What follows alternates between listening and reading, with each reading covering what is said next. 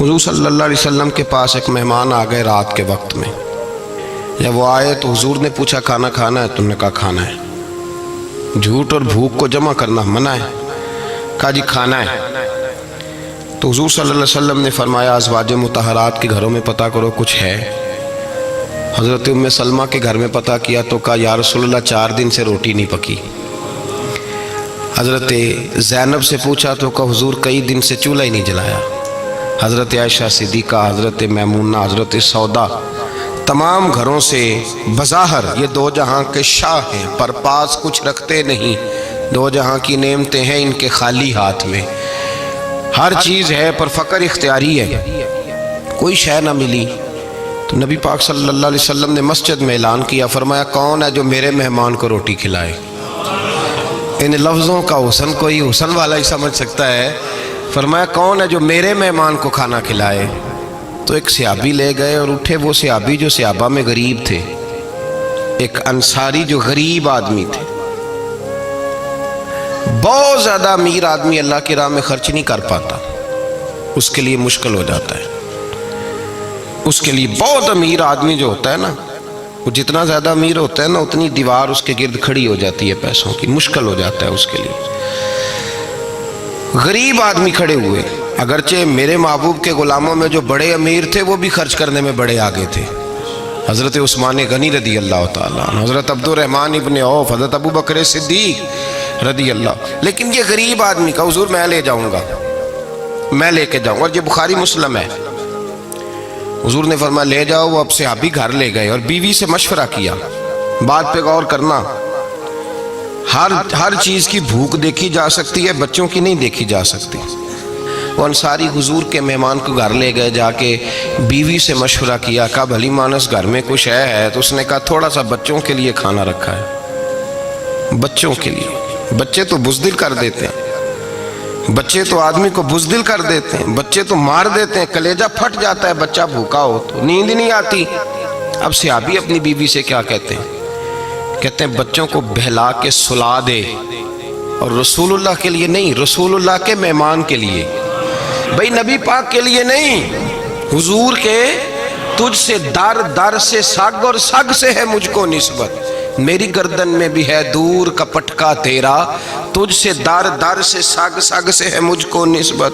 لمبی بات ہے کہ بچوں کو سلا دو. بی بی نے بچوں کو سلا دیا تو میاں بیوی کا مشورہ ہوا کہ مہمان کے ساتھ بیٹھ کے روٹی کھانا بھی سنت ہے. تو اب مہمان کے ساتھ بیٹھ کے کھانا بھی ہے تو کھانا ہے 1-2 آدمی کا. اب خاوند اپنی بیوی کو تیار کرتا ہے کہ میں بھی کھانے پہ بیٹھ جاؤں گا، تو بھی بیٹھ جانا. اور جب مہمان کھانے میں ہاتھ ڈال لے تو اٹھنا، کہنا او ہو دیا تو صحیح کیا ہی نہیں، ابھی بجھ جائے گا. اور جا کے دیا بجھا دینا. ہم ہاتھ ہلاتے رہیں گے، مہمان روٹی کھاتا رہے گا. اور یار اس درد کو، اس کیف کو سمجھو. گھر میں بچے بھی بھوکے، بچوں کی ماں بھی بھوکی، بچوں کا باپ بھی بھوکا. دسترخوان پہ روٹی لگ گئی، روٹیاں چن ڈالی. بی بی اٹھی کہنے لگی او ہو چراغ تو صحیح کیا ہی نہیں، یہ تو بجھ جائے گا. حوصلے مند بی بی جس نے بچے بھوکے سلا دیے. تو بھوکے سوئے ہوئے بچوں کی بھوکی اماں اٹھی اور اپنے خاوند کی تابع داری میں اٹھی. میں گڈی تے ہتھ ڈور سجن دے، وہ جنج رکھے اونج رہنا ہے. اٹھی اور اس نے نہ دیا ٹھیک کرنے کے بہانے بجھا دیا. مہمان روٹی کھاتا رہا اور رسول اللہ کے نوکر قربانی دیتے رہے. وہ روٹی کھا کے سیر ہو کے بستر بچھایا تو سو گیا. یہ میاں بیوی ساری رات بچوں کی طرف دیکھتے رہے اور غور کرتے رہے اور راضی رہے کہ ہم نے حضور کا فریضہ نبھایا ہے. قربان جاؤں محبوب پہ، بے خبر ہو جو غلاموں سے وہ آقا کیا ہے. وہ صحابہ وہ اگر قربانیاں دیتے تھے تو جو اعزاز ملتا تھا وہ بھی بڑا شان والا ہے. صحابی کہتے ہیں میں فجر کی نماز پڑھنے مسجد آیا، پہلا قدم رکھا تو میرے کریم بولے.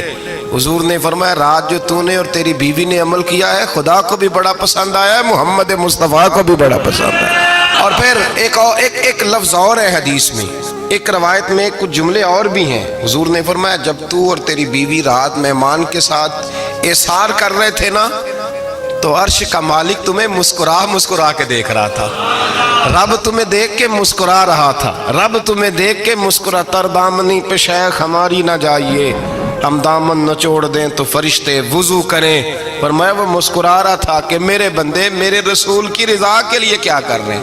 اور صاحب دیکھو، نبی پاک کے لیے نہیں، خاندان کے لیے نہیں، خاندان نبوت کے لیے نہیں، حضور کے نہ سمجھیں یار، اس پہلو کو سمجھیں. نبی پاک کے بریلی کے امام بول پڑے، فرمانے لگے تجھ سے در سے سگ سے ہے مجھ کو نسبت. تجھ سے در سے سگ کتے کو کہتے ہیں فارسی میں. فرماتے محبوب تیرا دروازہ اور دروازے پہ کتا اور کتے کے پاس میں بیٹھا ہوں. چلو کتے کے پاس تو بیٹھا ہوں نا، میری گردن میں بھی کوئی تو پٹکا آیا ہی ہے نا. تجھ سے در سے سگ اور سگ سے ہے مجھ کو نسبت. چلو میری گردن میں بھی ہے دور کا پٹکا تیرا.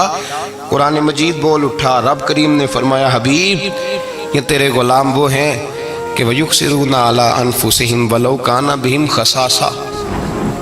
فرمایا ان کا حال یہ ہے کہ جس چیز کی شدید حاجت ہوتی ہے وہ بھی اپنے بھائیوں پہ قربان کر دیتے ہیں، وہ دے دیتے ہیں تیرے نام پہ.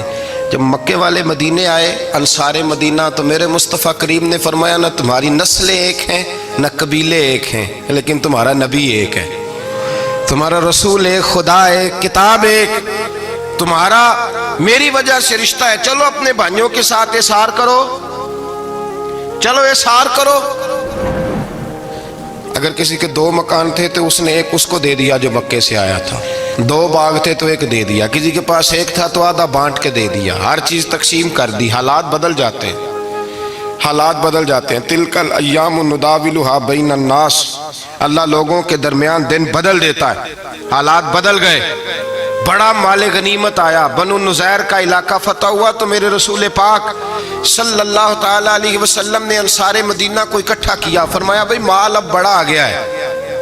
2 باتیں، یہاں تو اس طرح کرتے ہیں کہ میں ان کو کہتا ہوں جو مکے سے آئے تھے کہ جتنی تمہاری جائیدادیں باغ انہوں نے لیے ہیں واپس کر دیتے ہیں تمہیں، اور جو مال آیا ہے وہ بھی تم میں سے آدھا آدھا دونوں کے درمیان بانٹ دیتے ہیں، یا جیسے تمہارا دل چاہے. تمہارے مال بھی واپس کرتے ہیں اور جو وہاں سے مال آیا وہ تمہارے بیچ بانٹ دیتے ہیں، یا اگر تم کہو تو یہ مال ان کو دے دیتے ہیں مہاجرین کو، اور تمہیں تمہارے مال واپس مل جاتے ہیں. حضور نے پوچھا انصار مدینہ سے، حضرت سعد بن معاذ، سعد بن عبادہ تڑپ کے کھڑے ہوئے، عرض کی محبوبہ میں تو ابو بکر کو جانتا ہی نہیں تھا. حضور مجھے کیا پتا عمر کون ہے، میں کیا جانوں عثمان غنی مولا علی کی عظمتوں کو. محبوبہ میں نے تو تجھے ان کی طرف مسکرا کے دیکھتے ہوئے دیکھا ہے، تیرا جلوہ دیکھا ہے. تجھ سے در سے سگ سے ہے مجھ کو نسبت. یا رسول اللہ صلی اللہ علیہ وسلم ہم سے مشورہ نہ کریں، آپ اس طرح کریں جو جائیدادیں ہم نے انہیں دی ہیں وہ بھی ان کے پاس رہنے دیں، اور جو مال آیا ہے وہ بھی ان میں تقسیم کر دیں. اس لیے کہ ہمیں تو بس اتنا پتہ ہے کہ یہ آپ کے غلام ہیں، آپ کے نوکر ہیں، ہمیں اس سے زیادہ کسی چیز کے کوئی غرض، بس آپ کے غلام ہے، بات ختم ہو گئی. حضور خاموش ہو گئے. صحابہ کہتے ہیں دیر کے بعد ہم نے کہا فیصلہ ہونا چاہیے. فیصلہ پتہ کیا ہوا؟ حضور نے ہاتھ اٹھائے، کہا اے اللہ میرے مدینے والوں پہ رحم فرما، اے اللہ میرے انصار پہ رحم فرما، اللہ ان کے جذبے قبول فرما. بھائی احسار والی زندگی وہ کیا بات ہوئی کہ میں نے بڑی قربانی دی ہے تو، اور جب تک تو قربانی نہیں دیتا تو قدر والا نہیں ہوتا. جو چیز قربانی سے حاصل ہوتی ہے اس کی قدر ہوتی ہے، جو چیز مفت میں آ جاتی ہے اس کی کوئی قدر نہیں ہوتی، کوئی قدر نہیں. میں اکثر سوچتا ہوں کہ حضرت خواجہ اجمیری کے خلیفے اجمیر میں بھی تو ہونے چاہیے تھے نا، لیکن ان کے خلیفے اجمیر میں نہیں ہوئے، دلی میں ہوئے.